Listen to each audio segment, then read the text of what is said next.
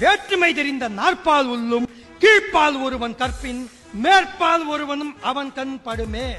பிராமணா, சத்திரியா, வைசியா, சூத்ரா என்று 4 வகை வர்ணங்கள், பிரிவுகள், ஜாதி பிரிவுகள் இருந்தாலும் கீழ்ப்பால் என்று சொல்லப்படக்கூடிய ஒரு ஒடுக்கப்பட்ட, புறக்கணிக்கப்பட்ட, வஞ்சிக்கப்பட்ட, ஒரு அடிமைப்பட்ட இனத்தை சார்ந்த ஒருவன் கத்துக்கிட்டு அறிவை வளர்த்துக்கிட்டா மேற்பால் ஒருவனும் அவன் கண் படுமே. எந்த ஒரு மேல் சாதியா இருந்தாலும் உனக்கு கை கட்டி சேவகம் செய்யணும், அதுக்காகவாது படிடா.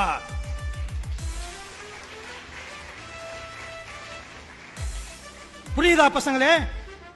சமூக சமத்துவம், கல்வி சமத்துவம், சமூக சமத்துவம், பொருளாதார சமத்துவம், நம்முடைய நடைமுறை ஏற்றத்தாழ்வு, சமூக அந்தஸ்து, இது எல்லாமே கல்வியால மட்டும்தான் உருவாகும்.